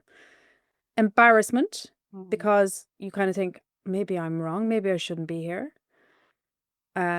Embarrassment / shame, because then everybody's looking at you going, oh, just look at your one, like, you know. And a fear that I actually would not get my hands or could not get my hands on this medication that I've been prescribed by a consultant endocrinologist. But I did stand my ground, and I suppose what enabled me to stand my ground was that I had the medical lingo and the understanding of the implications of having an elevated HbA1c. So I was able to stand my ground until I got my prescription, but I just couldn't believe that I at the very least wasn't taken into that little room, you know, the little room in the pharmacy, to have that kind of almost like, and the person that I was dealing with was, I don't know, they just seemed kind of angry. Like, what I don't understand though, like, and this is maybe where we probably need a pharmacist to explain this to us, but like, for example, if I prescribe, say, a medication to you for high blood pressure, for argument's sake, and then you know, for you to be told we've no record of you having high blood pressure, therefore we're not giving it to you. So why was this medication? It was morals, wasn't it? It was gatekeeping moralistically. Well, like, I around the suppose medication. my issue was, but by the time I'd been prescribed it, there was no longer a shortage, and so I wasn't effectively in competition with people who had type 2 diabetes. There wasn't a shortage anymore. So I don't know why I was put in that situation. And I know I have an acquaintance that was prescribed it last September, who also had to run the gauntlet of different pharmacies saying, no, we're not dispensing it to you for your disease of obesity. You do not have evidence that you have type 2 diabetes. So it didn't end with me. Like, what about, say, the person who began taking these medications 2 or 3 years ago and are now in a healthy weight for them, but they're still on the medications because, you know, most people choose to be on them for life to maintain where they're at. I mean, I'm just speaking out loud here, hypothetically, does this mean if you don't look like you need this medication that there's a chance somebody won't give it to you? I don't think so. I think once you're established on the medication, it's well known that, But what if you moved? Like, I'm just thinking, say if I lived in Dublin and then I moved to Cork. yeah, I don't know. I don't know. Mm. I'm just wondering how it's being decided. These are Yeah, questions we can't answer. These were just thoughts that I had while listening sure. to you and Cathy speak. Mm. I mean, it's very unfair because, you know, people who are living with obesity will already feel a lot of like shame, guilt, stigma, and then this really compounds it. And like you say, it's in a pharmacy, these are public places. Um, it's really not fair that it's another potential hurdle for patients, you know, the pharmacy piece. And I mean, you know, there is a piece as well, like you actually, if somebody attends their GP, you might not get it from the GP because even though the off license thing was something that a lot of GPs were not comfortable prescribing medications off license, I totally understand that. Um, Whereas now Monjouro is available, so the off license piece isn't a part of the argument Is anymore. Wegovy available now as well? Not in Ireland yet. Potentially by the time this podcast makes it Yeah. to being published, it could be. So I think, and correct me if I'm wrong here, Darren, I think Wegovy is due to come in around end of March 2024. Or 2025. Jesus, here I am in March and I'm still a year behind. We're waiting for it to come in, but at the moment, Monjouro is licensed for weight loss, as is Saxenda, which is one that people kind of forget about because it's one of the older ones, but it's still quite very effective actually. And it's enough for Less people to. effective. It's less effective though, and it's a daily injection, which Yes, And it's plus expensive. it's on stuff, and it's more expensive. expensive. But Yeah. for example, sometimes a time that I might potentially prescribe Saxenda over those ones is, for example, if somebody comes in very, very worried about side effects, for example. If there's somebody who would Yeah. describe themselves as if they get nauseous if they sit in the back seat of a car and they're very, very afraid of nausea and vomiting, sometimes we might prescribe Saxenda because it gives them the psychological feeling of this is in my system for 24 hours rather than a week, as an example. Or if they're disease of obesity, if they're not very, very obese, if they're more kind of in the lower end of the scale and they've less to lose, then Saxenda might sometimes be better. It's all about discussing things with the patient and their pros Yeah. and cons and what they like and don't like, basically. Because I Wegovy suppose is the same thing as Ozempic. It's Yes, semaglutide. literally the exact same drug. Exactly. Yeah. it goes to a higher dosage. But I know of a friend recently, like it's not only at the pharmacy where you might get that kind of judgment piece, because I suppose really what you just try to do as a doctor or any healthcare professional is you just prescribe by, evidence-based medicine, and you're not bringing any other sort of kind of influences onto the table. But I have a friend recently who asked me about GLP-1 agonists, and I said, look, talk to your GP. And she went to the GP, and GP said, no, look, that's all, it's all nonsense, and just do diet and exercise. And really, I was, I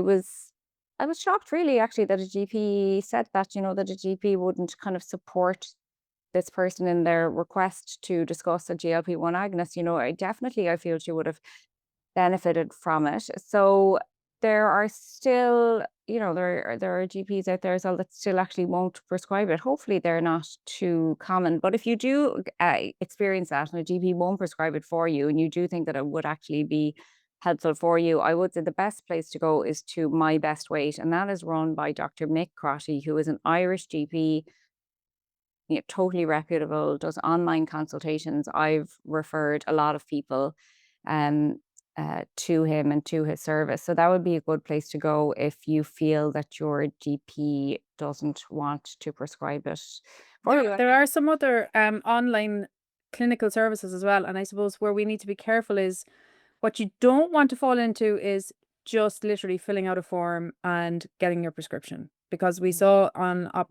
going to say Operation Transformation, on the documentary The Skinny Job, where the presenter put in a bunch of false information and then obtained the medication. You don't want to do that. Like, if you're going for an online service, you want something that offers you psychology, physiotherapy, occupational therapy, all of the ancillary sort of supports, not just an ordering service online. Like, Yeah, stay I away would. from those, because it is a medication, and you do need to be clinically monitored as you're starting out on it. So you want to be getting your prescription from a holistic service, not just an online click and collect service. Totally. And my best weight isn't a click and collect. They're offering, actual. And there are other ones like that, but there's an absolute proliferation of, fill the form, Yeah. get the Just meds. be careful. Like if you're not Prescription at the very services, least, yeah. if you're not at the very least speaking to somebody on a screen and they're spending the time with you and going through various things, be very, very careful because, like Niamh said, these are still medications. And as we know, because the media keep telling us, they can have some nasty side effects at times as well. And you want to be monitored and you want to make sure if they're right for you. Because sometimes, Totally. people may come to a doctor and the doctor could be happily writing prescriptions for people all day long because they find them suitable. And then they might, for whatever reason, deem you to be unsuitable. And that's for your health too. So, sometimes if a doctor who's holistically minded and is known to be prescribing these medications for people in a kind and empathetic manner, if they say no to you, potentially that's a sign for you maybe to not go down to those click and collect forms because there could be very good reason for you not to go on them. There's a very clear medical contraindication, yeah. But if somebody's saying no, just, join a gym and, Yeah, and I suppose the other thing is, like, it is part of the national guidelines for the management of obesity now. Medication is part of the national guidelines. So, if you're going to a healthcare professional who's saying, I don't believe in those. yeah, I don't believe in prescribing those. It's like, well, then you don't believe in guidelines. And that, if you find yourself in that position, then I think the practitioner you're speaking to is really obligated to signpost you to somewhere else yeah. so that you can get the appropriate guideline indicated medical treatment for your medical condition. Mm-hmm. Absolutely. Like, I mean, for me, I'm not a GP. Sometimes people may come to me for the pure reason that I can offer them time. And when you're in private healthcare, obviously, we have more time. It's as simple as that. There's not as many demands on me. I can block off an hour to speak to somebody about this, to go through the medications they're currently on, to go through the potential side effects, to go through their motivational history and what motivates them and what doesn't motivate them. And this is not just for weight loss medications. With my background being sport and exercise psychology, it's an aspect that I can bring. And some people like that. But a lot of it too comes from feeling that they don't want to go to their own GP for whatever reason. And as I said, they may feel they may be judged. I really hope that's in the minority. I think a lot of times if people went to their GP, they'd probably be pleasantly surprised at how welcoming their GP would be about this. But that's not their fault. It's just the world we live in has made us carry this feeling of shame and guilt and worthlessness attached to our body weight. So think- I find, yeah, they're the two cohorts that come to me. I think it's important to say, because like, you know, some GPs might feel like we're kind of bashing them. That's Mm. that's Not not at what we're all. doing. It's like everything else. The negative gets spoken about. Yes. So Mm. you don't remember, like my story was my GP was very supportive. The consultant I went to see was very supportive. I got the prescription, no questions asked. I did have a bit of a barrier trying to actually get my hands on the medication, but the clinical interaction was very positive and very supportive. But what people take away from talking to other people is the negative stories. That's just human nature. So we will remember the story we heard about the person who went to their GP and the GP said, no, I'm not going to prescribe it to you. But to be fair to GPs, the vast, vast majority of them will be supportive as long as you meet the criteria. So there's no point in going to your GP with a BMI of 25 and a wedding in 3 months' time looking for this medication, because they won't prescribe it, and they're correct not to prescribe it. But the vast Don't come to majority, me either, by the way. I was getting yeah, we will not, and none of us should or would prescribe outside of guidelines and best practice. So, but it's just, I suppose, to signpost people that if they do come up against these roadblocks, there are ways around them. Yeah, and that comes from every aspect of medicine and every aspect of healthcare. And I feel as healthcare professionals as well, we are obliged sometimes, because the way our practice is different. Obviously, it's private medicine. There's lots of medications I'm not familiar with. That's not to say it wouldn't be appropriate for somebody to be on them, but many a time I will say, yeah, you might benefit from this. I, however, do not feel it's appropriate for me to prescribe, and I signpost them to go to their GP or to find somewhere else. And this is what I think you should do. And I think when it comes to the rare occasion, doesn't matter what health issues going on or what medication you think you might want, or might need, if somebody is not able to give you that for whatever reason, and GPs are within their rights too to say no for whatever reason, if they're not comfortable, if they don't feel educated enough, but something to say, I don't know enough about this, here is where you should go, instead of giving the blanket no. Agree. Yes. Yeah, and actually, that comes up a bit as well with menopause and HRT and people, women in perimenopause, and GP might say, look, menopause isn't my thing. I would get patients like that, women would come in and say, look, my GP has said I'm not really that into menopause management, so sent me to you, and that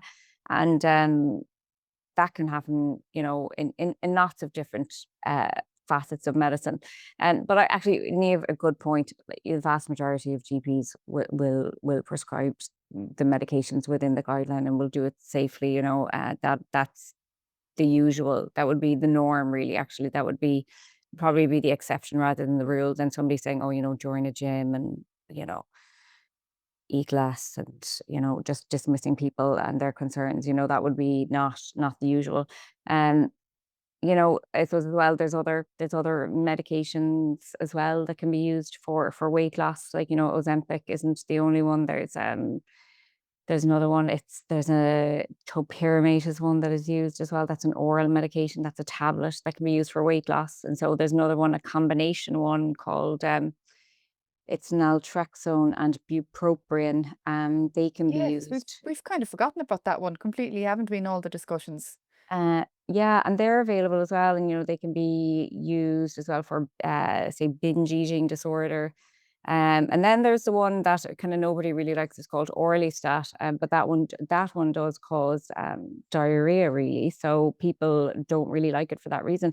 I don't then- give that to my enemies now, to be But you know what though? It brings me to the point that I see some of the commentary I see online about GLP-1s is people make jokes like, oh, ha ha ha ha ha.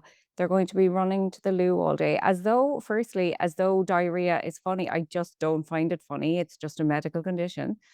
And secondly, that's not what GLP-1s do. You won't be running to the loo all day. Like that's not a typical No, side the effect. opposite. Yeah, like they don't work by, causing diarrhea. So I see that as people who want to kind of rubbish or dismiss GLP-1s and make fun of people who are on them. And that is not how they work. So I think that's an important point as well, because that's a big thing that I see online. People saying, "Oh yeah, you'll be running to the toilet all day." You won't be, you know. I think this harks back to one of the podcasts we've already done, which is talking to people um, about health shaming conditions people may or may not have, how they're being treated. And this is a good sign for anybody listening, maybe to go back and listen to that. And Doireann's very sage advice, which is sometimes shut the F up. And, we don't always have to give our opinions on anything. And I really hope that maybe in less than 10 years' time, we're going to look back at this phase of the world's excitement about one particular brand of medication and say, did we just lose our minds? Yeah. Like the way maybe when Viagra came along 10, 20 years ago, medications for cholesterol, high blood pressure. And I really look forward to the time where we're not bringing our own judgments and social judgments and morals alongside a medication and a condition. And it'll just be one of those things. Just one thing as well that I think is important to say is that there are non-responders to GLP-1 agonists, like Ozempic and Wegovy and Monjouro. Some people won't respond and some people won't lose weight. And I had 2 patients who were non-responders, and that is really difficult. That's difficult for the patient and it's difficult for the doctor. So there's a lot of talk online, that they are life-changing, and they mostly are, and they really are amazing for most people. Some people won't be able to tolerate them from side effects. I haven't encountered that, but I have encountered the non-responders, people who don't lose weight on them.